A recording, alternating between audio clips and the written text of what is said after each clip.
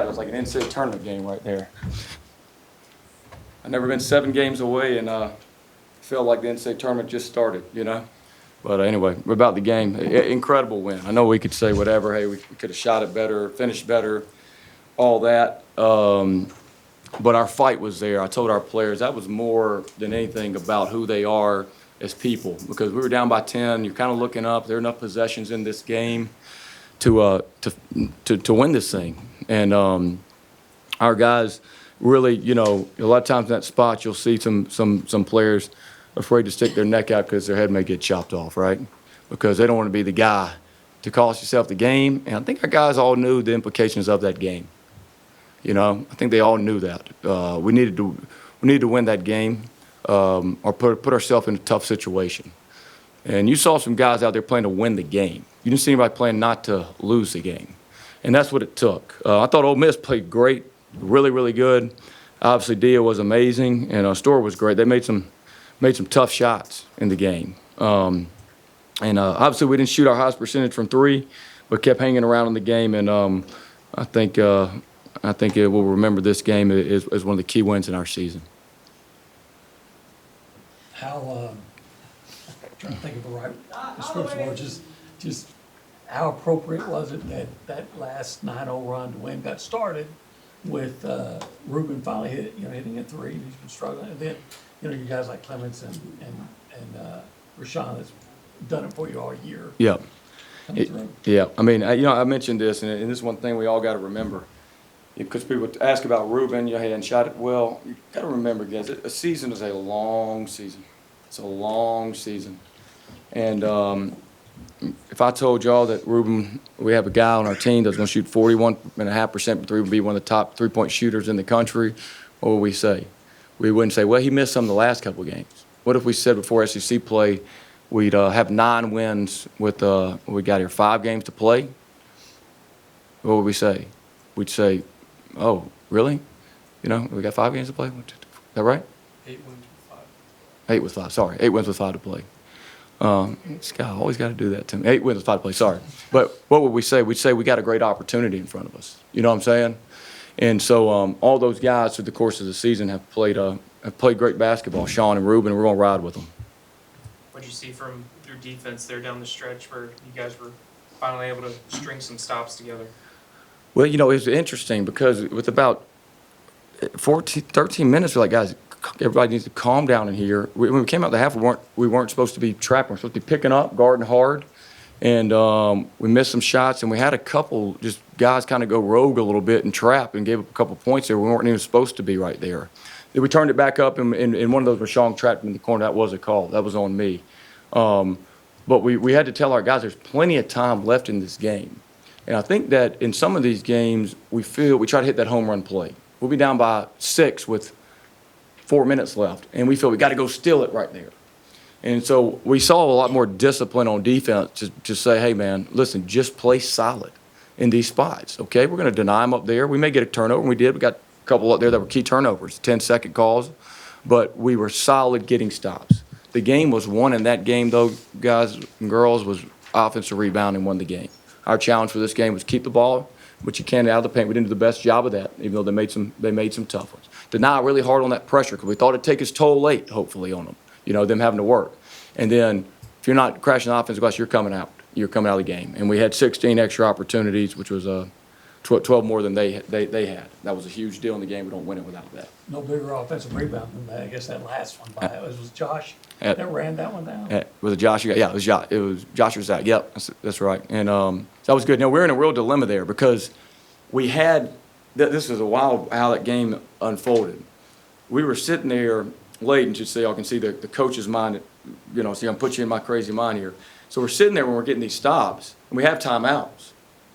But yet they have their small lineup on the floor for offense. And we got Ruben and Zach out there. So we're sitting there like, did we burn a timeout to set something up? Or did we keep letting them play because we have a size advantage to go to Ruben and Zach? To Rashawn and Zach right here. And so as that back and forth, the possession before last, we decided not call it, throw it inside. They doubled. We got a good look from Ollie. But it was a really tough decision there. I'm not sure which one's the right one. There's really, really close one. To end the game, we went zone there late. We just said we're not going to let Storr beat us, and we're not going to let them score it at the rim. Now, because I'm sure I'll get asked this question, at Auburn, we missed a free throw after we missed our first one, right? We could have tied the game up to make it a 3-point game. We decided to miss the free throw down there in Auburn in that situation. Why? We had four players, including Fetty, with 4 fouls on them. They had all the momentum, and we're going to have to go win on the road in overtime. I thought the chances of Auburn were very, very low. I didn't think there was any way we were going to lose that game in overtime. I think there's any way we're going to lose that game in overtime. So we told Sean, make them. If they make a 3, we'll just beat them in overtime. So, not that you asked, I'm just telling. And on Tuesday, you talked a little bit about just kind of getting at any point at this time of the season, there'd be a lot of fatigue set in. The way that your team played defense at the end, does that encourage you that they can find that extra gear when they need it? Look, I thought that we were really strong late. Now, both teams shot a very high percentage from the field in the second half. They shot 55, we shot 61. But I swear I felt we looked fresh. I felt good if we were going to overtime. I thought we were getting there at will. Obviously, they had some of their guys play a lot of minutes in that game. We were pretty rounded. Rashawn looked tired out there at times, but we don't win that game unless we just give an incredible effort. Vanderbilt was our worst effort game, and I'm going to put it on me. I didn't do a good job getting the recovery right for them. I mean, they're coming to me in the first 4 minutes of the game like, I can't feel my legs. Not complaining, just like, Coach, I need a sub. And I've never seen Rashawn like that. Rashawn was tired at some point tonight, but we had fight and we had energy to us, right? We had energy to us. Even when we were missing a lot of those shots around the rim, we kept fighting.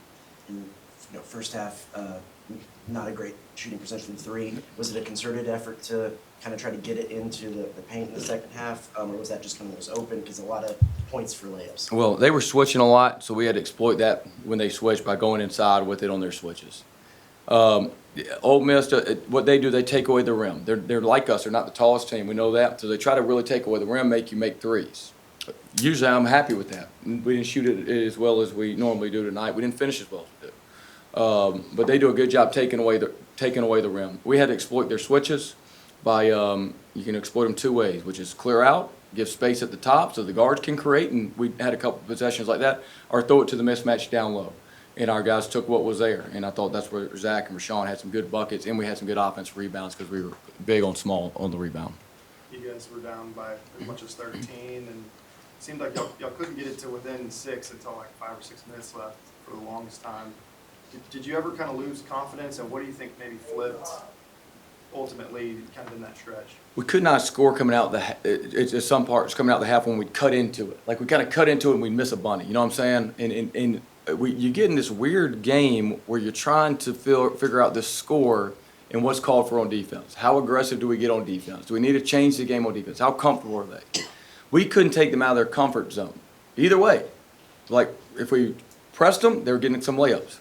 If we didn't trap them, they just rock us down late in the clock, and they felt very comfortable throughout that deal. If we went zone, we'd lose a rotation. So I was just saying, guys, we're going to score enough points, but we got to find a way to get stops in this game, and it can't be them racking us over and over. When we started to get some stops in that game, I knew we'd be able to score the ball because I thought that we had them in a good spot. I thought our guys were pretty fresh there. We'd be able to score it late. What do you see from Zach? I mean, this is a guy who, didn't really play much at Kansas, and now in critical possessions down the stretch are going to him for key buckets, and he's averaging over 14 a game these last 3 games. Is this what you envisioned or more when you brought him in? Yeah, I mean, he's only going to keep improving. I think he fits how we play because he can shoot it and stretch the defense. Zach has just, if y'all get to interview, like y'all get to talk to him, I mean, he's just playing, man. Like, he's not overthinking this one. You know what I'm saying? And so that's just how he is. Like, I love Zach Clemens. One of the funny Zach Clemens story, Mitch Cole's wife, he has an incredible game like 3 or 4 games ago. Mitch Cole's wife said, Zach, what'd you eat for breakfast? He said, I just had bacon. Like, he didn't realize, like, it's a rhetorical question, That's what you love about him. He's just floating along, And but he's powerful. He's confident right now, and obviously he's playing good ball. He's plus 20 on the stat sheet. I mean, think about that. We won by 3. He plays 24 minutes. He's plus 20 on the stat sheet. Josh Holloway was great in the game. He had 18 minutes in the game. Josh has been up and down. I mean, I had a good talk with Josh yesterday and today. Like, dude, whether it's 2 minutes, 3 minutes, if you want to keep getting minutes, you got to do what the game is called for. He was one of the most dominant players in the game. He played 18 minutes, and it was a 10-point advantage. Huge 10-second call out there. Like, massive, game-changing 10-second call. And really ran the show really well. What does a win like this just do for overall morale, psyche as you guys hit this home stretch of regular season? Look, I think we can look back at that win as a season-defining moment. I really believe that. Like, that's why you watch sports. I was more proud of that win if we came out there and we made 8 threes in that game, and we ended up winning that by more points. Ended up winning that by 15. I really was. I'm more proud of that. That was a season-defining moment. People watch sports. Why do people watch sports? And like, why are people up there watching sports that may not even know the rules of basketball? Because sports is like it's a simulation of how life is. Like when you think you're down and out, things aren't going your way. Who's going to persevere? Who's going to keep fighting? What kind of human emotions can stay the course? And you've seen our team early in the year. We didn't have that. They stayed with it in a massive moment. People are going to say, "Well, Ole Miss doesn't have a great record." I don't care. That don't mean nothing to me. Those guys played great tonight, and they've been in every single game, right there to beat teams. So they won at Georgia. I promise you, that team was a Sweet 16 team last year with players that were on that team. Like when a team plays well in your league, just like Oklahoma going in there beating a tough Vanderbilt team, you'll look up and LSU's right there at Texas could have won the game last night. When teams play well in your league in the SEC with pros in it, you're in for a night. So that was a great win and a season-defining moment for our group because it was hate to say it, saw someone said it. I never told our guys this, but I'm going to tell you the truth. That was a must-win game. That was a must-win game, and our guys came through. How important was Marcus's performance in the first half? He's shooting well, and maybe the team as a whole isn't. Well, Mark is always going to be ready to hoop. He loves to hoop. There's a couple times he could have drove in there and kicked it out, but he's always ready to go. He looks fresh, he's a competitor. He's one of these guys that you can win or lose with because he's not going to no-show you. Like he's not going to show up to the game and be like, I didn't feel like playing today. And, at the end of the game, I've always said this, most of the time at the end of the game, barring a tactical situation like us going 2-3 zone, you really want to get your best competitors in the game. It's not even have to do with like players sometimes. Like who are your best competitors? Like Rashawn could go for 21 night, but at the end of the game, Rashawn's going to be in the game because he's a great competitor. Marcus is a great competitor. And that's the guys that you want in the game. Coach, it seems like Ole Miss has found a way to beat the full court press. Is there some adjustments that needed to be fixed before Oklahoma? I got to see the numbers. The numbers can be very deceiving on it sometimes. Like, I'd have to go look at it. We're not worried about beating, like, I'm not concerned, like, do they beat the press? When they attack it, do they turn it over? When they attack it, like, for example, let me give you this example. All right, let's say that they attack and shoot an uncontested layup. Then the next time they come down and they have a 10-second call. Well, or the next time they come down there and they miss a shot on a 2-on-1. It feels like you're getting killed. That's 1 point of possession. And it's like, that's good, right? So I got to go look at the numbers, how it impacted the game. But teams and stuff, they're going to break the press at times, but it's just like, what's the cumulative total wear-down effect of it? And then how does that help our offense? Are they worn down? Were they cross-matched? Are they worn down where we can keep attacking? I don't know. I'll go look at the numbers. They may have kicked our butt tonight. I know at halftime they did not when I looked at halftime. Or we may have been a positive, you know what I'm saying? But I think that's probably one of the most misunderstood areas of basketball that I'm not saying you, I'm just saying in general, that people have a tough time evaluating unless you dive deep into the analytics.